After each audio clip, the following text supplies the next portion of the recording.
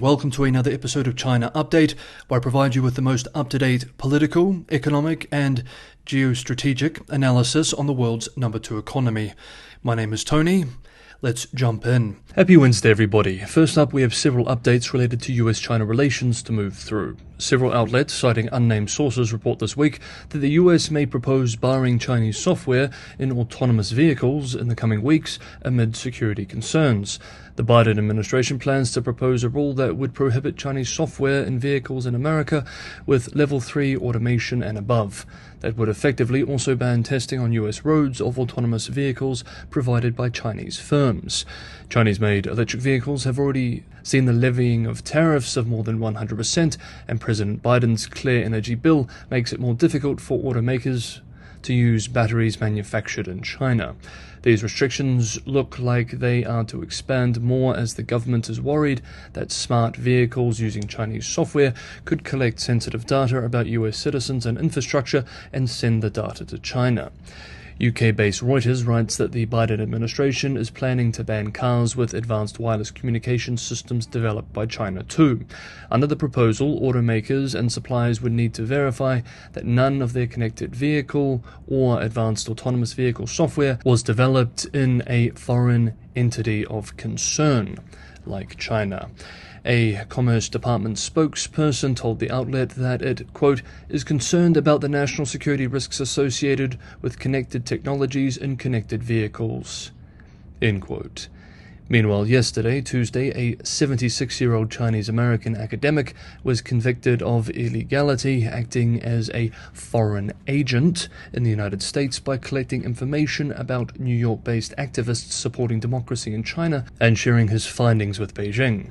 This is part of a campaign by the U.S. Department of Justice in recent years to crack down on what it calls transnational repression, referring to the surveillance, intimidation, and in some cases, attempted repatriation or even murder of activists against governments like the PRC and Iran. Wang Shujun was found guilty in a Brooklyn federal court on 4 counts, including acting as a foreign agent without notifying the U.S. Attorney General and lying to U.S. authorities. Wang will see sentencing in January, where he could face up to 25 years in prison. The court found that Wang had portrayed himself as a fierce opponent of Beijing to gain trust of Hong Kong pro-democracy activists, advocates for Taiwanese independence, and campaigners for Uyghur and Tibetan rights. Prosecutors said Wang was actually spying on activists and sharing his findings with 4 officials in China's Ministry of State Security. The top federal prosecutor told reporters, quote, the indictment could have been a plot of a spy novel, but the evidence is shockingly real. Posing as a well-known academic and founder of a pro-democracy organization, Wang was willing to betray those who respected and trusted him. When confronted with his shameful conduct, the defendant lied to law enforcement, but today's verdict reveals the truth of his crimes, and now he will face the consequences, end quote. After the jury's decision was laid down, Wang called the case a bunch of lies and a miscarriage of justice. Now, moving from intelligence to military matters, yesterday during annual bilateral talks between Australia's Foreign Affairs and Defence Ministers, US Secretary of State Antony Blinken and the Defence Secretary Lloyd Austin, Washington announced its plans for more frequent deployments of bomber aircraft to Australia amid concerns over China's, quote, dangerous and escalatory behaviour, end quote, in the region. Austin told reporters, quote, we are also increasing the presence of rotation of US forces in Australia. This will mean more maritime patrol aircraft and reconnaissance aircraft operating from bases across northern Australia. It will also mean more frequent rotation bomber deployments, end quote, adding, quote, together these efforts will help ensure that we have the capacity and capability that we'll need for decades to come, end quote. The Australian government describes the US as its, quote, closest ally and principal security partner, end quote. The yearly talks between the two allies are also known as the Australia-US Ministerial Consultations, or ASMIN. Australia's Defence Minister told reporters, quote, American force posture now in Australia involves every domain, land, sea, air, cyber and space. The presence of American force posture in our nation provides an enormous opportunity to work with our neighbours in the region, End quote. He added that he and Foreign Affairs Minister Wang had spoken with Australia's neighbours and had heard, quote, genuine appreciation for the contribution that America is making to the stability and the peace of the Indo-Pacific region by its presence in Australia. End quote. A joint statement issued after the meeting criticized China's, quote, excessive maritime claims in the South China Sea that are inconsistent with international law and unilateral actions to change the status quo by force or coercion, end quote, and raising, quote, grave concern about China's dangerous and escalatory behavior toward Philippine vessels lawfully operating within the Philippines' exclusive economic zone, end quote. The two sides also announced a new collaborative effort to ramp up production of key munitions, guided multiple launch rocket systems, which fire surface-to-surface rockets, and precision strike missiles, which are a type of long-range precision strike missile for Australia's acquisition. The talks also discussed the, quote, substantial progress, end quote, on the plan for Australia to acquire nuclear-powered submarines under the AUKUS Security Pact. Australia has long been a steadfast ally of the United States, fighting alongside Americans from Vietnam to Iraq and Afghanistan. While most analysts support closer military ties with the US to counterbalance China in the region, there are some contrarian voices warning of caution. Sam Roggeveen, the director of the Lowy Institute's International Security Program and a former Australian intelligence analyst, in an essay published in 2023, for example, warned, quote, Australia has taken the decision to bring US combat forces and its military strategy to fight China onto our shores. We have also chosen to build military capabilities of our own that are designed expressly to contribute to American operations to defeat China. These fateful decisions threaten to draw Australia into a war that is not central to our security interests, and which could end in nuclear catastrophe. End quote. Next up, we have one more US-China update to cover, and then we move to the economy. But just quickly, if you're getting some value from today's episode of China Update, it's a huge help if you can hit the like button. Sharing and subscribing is a huge help as well. In recent days, unfortunately, it appears that many subscribed viewers are not actually being shown this content. I don't know why this is happening. Hopefully, this will change back to how it was before. And I've also been told that some people who thought they were subscribed have been unsubscribed, so it may be worth checking this now. Like I said, liking and sharing is one of the best ways to help reverse this curse from the algorithm, and I very much appreciate it. Okay, let's continue. This week saw the announcement of US Democratic Vice Presidential candidate Tim Walz. While there will be many conversations about Walz in the lead-up to the US presidential elections, one topic already receiving a lot of attention is his long history and connections with China. The decades-long history has some analysts arguing he is in a good place to help a Harris administration's approach to Beijing, but could also prove to be politically vulnerable. The Minnesota governor taught English in China's southern Guangdong province in 1989 and 1990. He's reported to have visited China over 30 times since. In 2017, Walz co-sponsored the Hong Kong Human Rights and Democracy Act. He also co-sponsored a House resolution condemning China's censorship of the killings in Tiananmen Square in 1989. In a recently resurfaced 2016 video interview posted on X, the new VP Peck expressed, quote, I don't fall into the category that China necessarily needs to be an adversarial relationship. I totally disagree, and I think we need to stand firm on what they are doing in the South China Sea, but there are many areas of cooperation that we can work on. End quote. However, he later admits, quote, I think the idea was, with a free market economy, would see a more opening up of the Chinese grip on social life and on human rights. That simply has not occurred. End quote. Michael Sobolik, a senior fellow at the American Foreign Policy Council, observed this week, quote, the Chinese people are not America's enemies, and Walz understands that basic reality. On the other hand, Walz seems overly optimistic about Washington's struggle with the Chinese Communist Party. Like President Biden and Vice President Harris, Walz seems to reject a Cold War framing for US-China relations. That's a bad thing. End quote. Next up, Zongyuan Liu, Maurice R. Greenberg Fellow for China Studies at the Council on Foreign Relations, and the author of Sovereign Funds, How the Communist Party of China Finances Its Global Ambitions, published a piece in Foreign Affairs this week called China's Real Economic Crisis.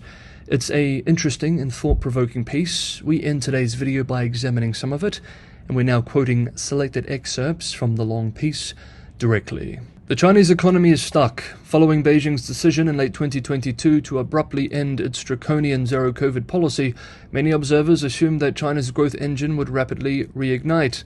After years of pandemic lockdowns that brought some economic sectors to a virtual halt, reopening the economy was supposed to spark a major comeback. Instead, the recovery has faltered, with sluggish GDP performance, sagging consumer confidence, growing clashes with the West, and a collapse in property prices that has caused some of China's largest companies to default. In 2024, Chinese official data revealed that GDP growth was falling behind the government's target of about 5%. The government has finally let the Chinese people leave their homes, but it cannot command the economy to return to its former strength. To account for this bleak picture, Western observers have put forward a variety of explanations.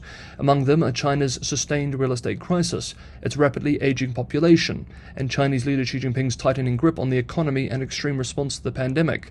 But there is a more enduring driver of the present stasis, one that runs deeper than Xi's growing authoritarianism or the effects of a crashing property market. A decades-old economic strategy that privileges industrial production over all else, an approach that over time has resulted in enormous structural overcapacity. For years, Beijing's industrial policies have led to overinvestment in production facilities in sectors from raw materials to emerging technologies such as batteries and robots, often saddling Chinese cities and firms with huge debt burdens in the process. Simply put, in many crucial economic sectors, China is producing far more output than it or foreign markets can sustainably absorb. As a result, the Chinese economy runs the risk of getting caught in a doom loop of falling prices, insolvency, factory closures, and ultimately job losses. Shrinking profits have forced producers to further increase output and more heavily discount their wares in order to generate cash to service their debts. Moreover, as factories are forced to close and industries consolidate, the firms left standing are not necessarily the most efficient or most profitable. Rather, the survivors tend to be those with the best access to government subsidies and cheap financing. Since the mid-2010s, the problem has become a destabilizing force in international trade as well. By creating a glut of supply in the global market for many goods, Chinese firms are pushing prices below the break-even point for producers in other countries. Despite vehement denials by Beijing, Chinese industrial policy has for decades led to recurring cycles of overcapacity. At home, factories and government-designated priority sectors of the economy routinely sell products below cost in order to satisfy local and national political goals. As the party sees it, consumption is an individualistic distraction, threatens to divert resources away from China's core economic strength, its industrial base. According to party orthodoxy, China's economic advantage derives from its low consumption and high savings rates, which generate capital that the state-controlled banking system can funnel into industrial enterprises. This system also reinforces political stability by embedding the party hierarchy into every economic sector. Because China's bloated industrial base is dependent on cheap financing to survive, financing that the Chinese leadership can restrict at any time, the business elite is tightly bound and even subservient to the interests of the party. At the center of Beijing's overcapacity problem is the burden placed on local authorities to develop China's industrial base. Top-down industrial plans are designed to reward the cities and regions that can deliver the most GDP growth by providing incentives to local officials to allocate capital and subsidies to prioritized sectors. This phenomenon has fueled risky financing practices by local governments across China. In order to encourage local initiative, Beijing often does not provide financing. Instead, it gives local officials broad discretion to arrange off-balance sheet investment vehicles with the help of regional banks to fund projects in priority sectors, with the national government limiting itself to specifying which types of local government financing options are prohibited. About 30% of China's infrastructure spending comes from these investment vehicles. Without them, local officials simply cannot do the projects that will win them praise within the party. Inevitably, this approach has led to not only huge industrial overcapacity, but also enormous levels of local government debt.